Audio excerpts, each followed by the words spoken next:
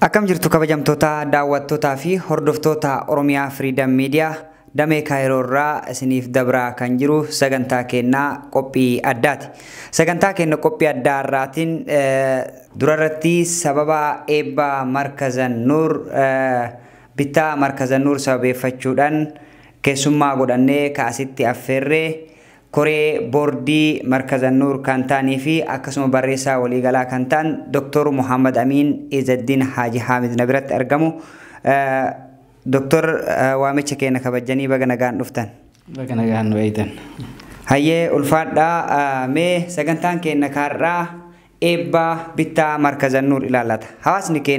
Hawaasni Oromoo Musliimaa baqatee biyyarraa erga bahee biyya baqaa keessatti jireenya hawaasummaa isaa yeroo gaggeeffatutti amantaa isaas cinaatti qabee maal godhaa jira, maal gaggeeffataa jira ka jedhuu fi ijoollee isaanii haala kamiin barsiifataa jiru karaa diin irratti ka jedhu kana wal qabatee dhimma Markazan Nuur bal'inaan kaafnee kan laalu ta'a. Hanga dhumaatti nu wajjin turaa isiniin jenna.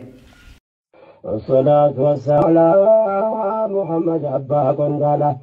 هوجنا قائد العالى هرجما إنسا وجنا رضوان الله عليهم وآله وأصحاب الكرام عدد الليالي والأيام رحمة ربي بوفنا الحمد لله ربي كنتاني أمة نبي كرازاني جلدابي يوزر عبر فرمنا فارنكتي إلهي جني الحمد لله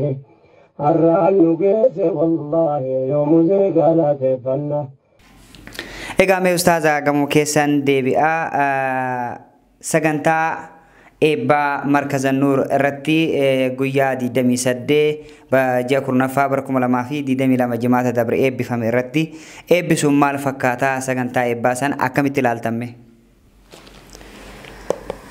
Ebbe guyyaa 28 eebba akka malee nama gammachiisu ture. Warra koreefis gammachuu ture. Hawaasa fillee gammachuu ture. Nama hundaafuu gammachuu ture jechuudha. Maaliif jennaan guyyaan sun guyyaa namni ifaajee ofii itti milkaa'ee arge waan ta'eef. Ilma namaa kana keessa hormoon sa'aadaa wanti jedhamu jira. Hormooniin sa'aadaa namaa burqisiisuu kan dabaleetiin argamu yeroo adda addaa keessatti immoo sababa garaagaraatiin kan argamutu jira qaama namaa kana keessa. Sababa hormooniin sa'aadaa nama dabaluu irraa kan ta'u irraa inni tokko namni tokko waan tokko karoorfatee yeroo hedduu itti ifaajee gaafa waan san galmaan gahu hormoon sa'aadaa wanti jedhamu kuni qaama namaa keessatti dabalee gammachuun itti dhagahamaa jechuudha. Guyyaan eebbaa guyyaa 28 ji'a kurnaffaa suni guyyaa koreefillee hawaasa Markazan Nuurilleefis hormooniin sa'aadaa isaanii akkaan dabalee gammachuun guddaan itti dhagahame ture jechuudha. Ulfaadhaa galatoomaa dhugaadhaa guyyaa addaati. Guyyaa hawaasni keenya Musliimaa hundeedhaan biyya kanatti ijaarame jechuu dandeenya. Mee ustaaza sababaan hundeeffama Markazan Nuur maali? Yoom hundeeffame hoo?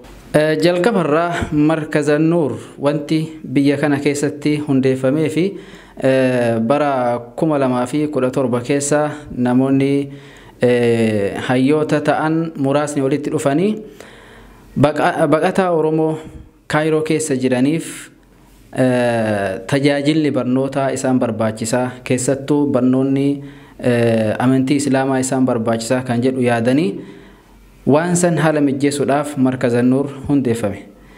Erga hundeeffame irraa jalqabee tajaajila barnootaa garagaraa karoorfatee ittiin ka'e sanirraa tajaajila barnoota daa'immanii barnoota ijoollee daa'immanii waan akka Qur'aanaa tarbiyaa Islaamaa akkuma san afaan garagaraallee ijoollee barsiisaa ture.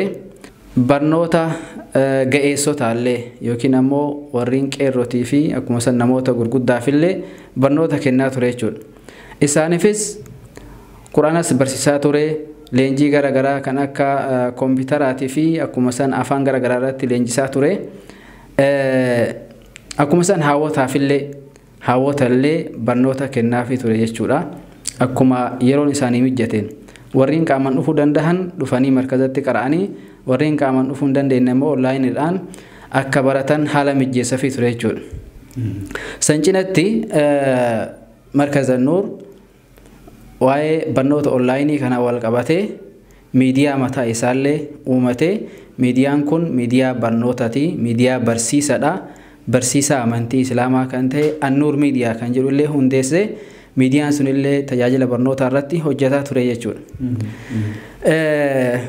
Bara 2019 kanneen keessa tajaajilli barnootaa akkaan babal'atee sanbira darbee halqaa ilmi illee gadi dhaabee markaza keessatti halqaan ilmiidha. Kitaabbiin shari'aa Islaamaa kitaaba shari'aa irraa jalqabee kitaabbiin lugaallee akka baratamu haalli mijjeeffamee haalaan barataa turan jechuudha. Barsiisan beekamaan markaza kanatti ta'anii barsiisan Sheekh Riyaad Haji Gammadaa waa'ee barnootaa irratti haalaan hojjetaa turanii jechuudha. Jazaahullahu khayran. Akkuma sanii Markaza Nuur tajaajila barnootaa irratti damee babal'ifatee amma yeroo ammaa kanatti damee 3 banatee haala saniin barnoota kennaa jira jechuudha. Dameen tokko Quraana ijaan qaraasisuu fi kitaabbiin qaraasisuu irratti kan xiyyeeffatudha. Dameen lammaffaa immoo tahfiiza Quraana ijoollee Quraana qomaan haffaziisanii kan achuma keessa jiraatan, kan achi keessa bulan, kan achi keessa waa nyaatan ijoollee baay'inaan hanga 10 kan geettu waggaa tokkotti haffaziisee achi keessa baasuudhaaf karoorfatee ijoolleen haala kanaan dormii keessatti Quraana haffazaa jiran jechuudha. Ulfaadha galatoomaa Dr. Muhammad Amin egaa daawwattoota keenyaa kairraa dubbachaa jirru waa'ee seenaa Markaza Nuur. Markaza Nuur hundeeffama isaa bara 2017 irraa kaasee hayyoota buuleeyyii fi ga'umsa qaban doktorootaa fi piroofeesara kan ta'an fakkeenyaaf akka Sheekh Yaqubii fi Dr. Abdul Jalil Rubee akkasuma Dr. Muhammad Amin Izaddiinin kan hundeeffame bu'aa bayii baay'ee keessa dabree mana kiraarraa kaasuun sadarkaa mana dhuunfaa ofii bitachuu irra ga'uun isaa waan hawaasa musliimaa hunda gammachiisuu fi jajjabeessuu qabudha. Dameelee barnoota garagaraas banatee akkuma isaan kaasan barsiisaa kan jirudha. Akkasuma miidiyaa barnootaas of harkaa qaba. Hundi keessanuu akka irraa fayyadamtan gamanumaan isinii dhaamna. Mee ustaaza gammuu keessanitti deebi'aa mana kiraa irraa gara bittaatti Markaza Nuur akkamiin dhufee asirraa yaada yoo qabaattan? Sababni tokkoffaan gara kiraatirraa gara mana dhuunfaatitti yookiin immoo bittaatitti nu kakaase mana kiraa keessatti tajaajila barnootaa kennuun kun hedduu nu rakkisaa ture. Maaliif namni abbaan manaa yeroo barbaade mana keessaa bahaa jedhanii olii gad jijjiiraa turre. Masjida keessatti illee qara'uudhaaf masjidni yeroodhaan banama yeroodhaan cufama. Yeroo barbaadan gabbaha namaan jedhan yeroo barbaadan achi keessa taa'uu hin dandahanii jechuudha akka barbaadanitti. Kanarraa kan ka'e tajaajila barnootaa bilisaan akka barbaadanitti baratuudhaaf manni dhuunfaa nu barbaachisa. Ammas baqataan kuni kan ammas jiru kun illee yoo asii socho'u taate kan biraallee yoo dhufu manni kun yoo asitti kan gadi dhaabatu taate ilaa yawmil qiyaama tajaajila isaa kennaa fi deema. Akkuma Saudi Arabiyaa keessatti akka seenaa nutti himanitti zamana durii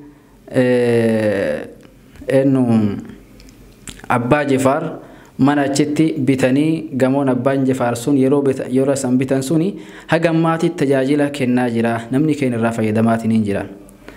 Kunis bifuma saniin baqataa Muslima Itoophiyaa kamiyyuu kan biyya kana dhufe tajaajila kennaa fi akka deemu itti yaadameetiin manni kun bitamuu danda'e jechuudha. Ulfaadha galatooma yaada bal'aa nu kaastanii jirtanii bittaa markazaa kana ilaallatee bu'aa bayiiwwan hedduutu jiraachuun mala mudannoo fi muuxannoo asirratti argattanii fi bu'aa bayii keessa dabartanii as geettanirraa mee waan gaggabaabaa kaasa. Bu'aa bayiin sirna bittaa kana keessatti nu mudate baay'ee guddaadha. Tokkoffaa bu'aa bayii dinagdeeti. Hawaasni kuni hawaasa baqataadha. Hawaasa kararra jiru, hawaasa waa hojjatee harkaa hin qabne, otoo nama tokkotti illee hin iyyanne ofii isaaniiti itti cinqamanii of cinqanii khayrii tanaaf of kennanii waan kana bituudhaaf waggaa tokko ol itti fudhate jechuudha. Waggaa tokko ol mallaquma mana kanaan bituudhaaf nu barbaachisan walitti qabuudhaaf waggaa tokko ol nutti fudhate jechuudha. Itti aansuudhaan manuma seera qabeessa ta'e ka ulaagaa isaa guuttate ka waraqaan isaa hundi ulaagaa guuttatee fi akkuma san mana nuti gaafa duraa karoorfannee baane argatuudhaafis yeroo dheeraa nutti fudhate. Manni gariin akka nuti yaannetti ka argamu ta'ullee waraqaan isaa guutuu hin ta'u. Yoo waraqaan isaa guutuu ta'e manni gariin ammoo akkaataa nuti itti karoorfanne sanitti argamuu dhabuudhaan mana hedduu irra deemaa turre yeroo dheeraa kan nutti fudhateedha. Inni kun waan tokko kan biraa ammoo namni warri biyyaadha yoo waraqaaleen guutuu taate akkuma barbaadanitti walirraa bitanii akkuma barbaadanitti walitti gurguratan.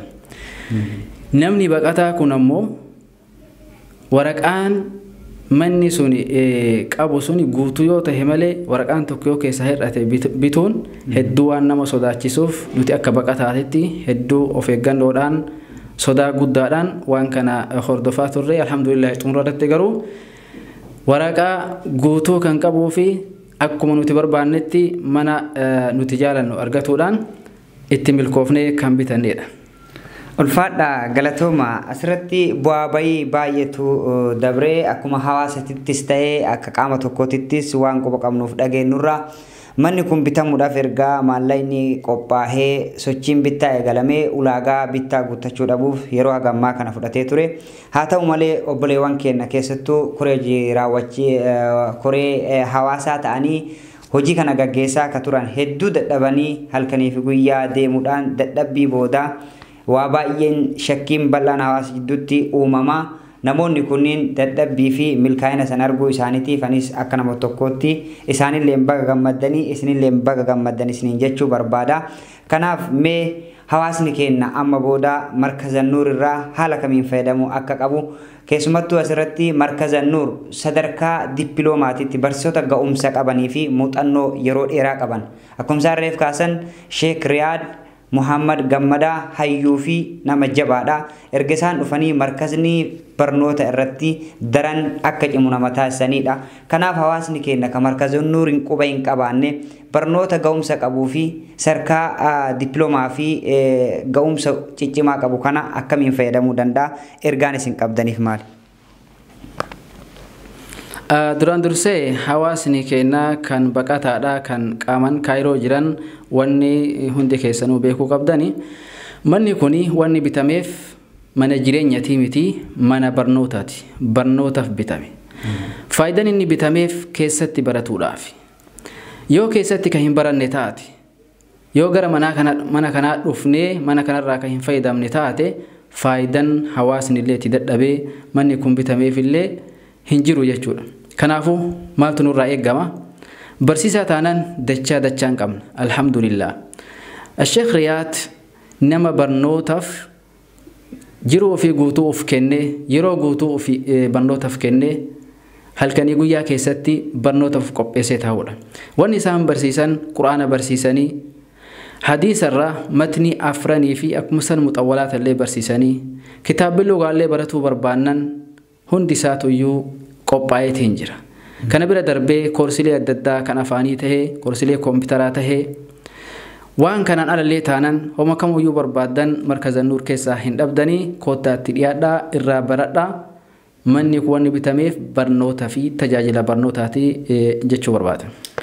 Ulfaadha galatooma yeroon qabnus gabaabbataa waan jiruu fi gaggabaabsineetuma haa kaasnu keessumattuu gama eebbaatti yoo deebinee eebbaa dheengaddaa irratti hayyoonni ciccimoon buuleeyyiin biyya keessaa fi akkasuma biyya alaatillee qaamannu keessatti argamanii sagantaa bareedaa san gaggeessanii akkasuma hawaasni keenya ka yoomuu galanni isaanii dagatamuu hin qabnee fi yoomuu rabbiif jecha wardiyaa dhaabbatan diinii rabbii kaddaman guyyaa sanis waa guddaa hojjetanii isaanillee ulfaadhaa galatooma annaanii keessumoota keenya kabajaatanii warroota achirratti argamanillee hedduun anillee gama kootiin galatooma jechaa mee isinillee xumura irratti namoonni isin sagantaa kana jalqabarraa haga xumuraatti eebba kanaas ta'ee bittaa markaza kanaatiif hawaasa markaza kana tajaajilu ta'ee irraa baratuuf akka waliigalaatti qaamaa fi hooggansa markaza kanaa olaanaa waan taataniif dhaamsii fi galanni isin qabdan yoo jiraate carraa isinii kennuu barbaada.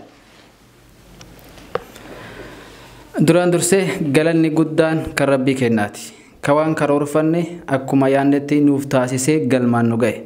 Itti aansuudhaan ifaajee fi tattaaffiin hawaasa kennaa hawaasni kenna qaamallee nu bira jiraatanii yaadallee nu bira jiraatanii maallaqaallee nu bira jiraatanii sadarkaa kanaan nu gahan hawaasni kenna kan keessaatii fi kan alaallee hedduu galatoomaa waan isin baaftan san rabbiin jannataan bakka isin haa buusu isin jedha. Itti aansuudhaan qaama hojii kana raawwachiisu qaamni hojii kana raawwachiisu duraan dursee koree hawaasaa gahee kana fudhatanii gahee kanaan dhaabbataatiin turan akkuma san jalqabarraa hanga xumuraatti waan kana wajjin turanii milkeessuu isaaniitiif hedduu itti gammanne hedduullee isin galatoonfannee rabbillee isin haa galatoonfatu ammas nama kana caalaa waan kana olii hojjetu rabbi isin haa taasisu. Itti aansuudhaan koree hojii raawwachiiftu koreen hojii raawwachiiftuun qaama koree hawaasaa kana fiduu danda'eedha. Itti yaadee karoora baasee qaama hojii danda'u qaama namaan deemuu danda'u qaama waan hojii kanarratti hirmaatee waan kana milkeessuu danda'u itti yaadanii filanii as fiduun isaanii koree hojii raawwachiiftuudhaaf kuni beekumsa guddaadha dandeettii guddaadha. Koree hojii raawwachiiftuu hedduu galatoonfatuu barbaada.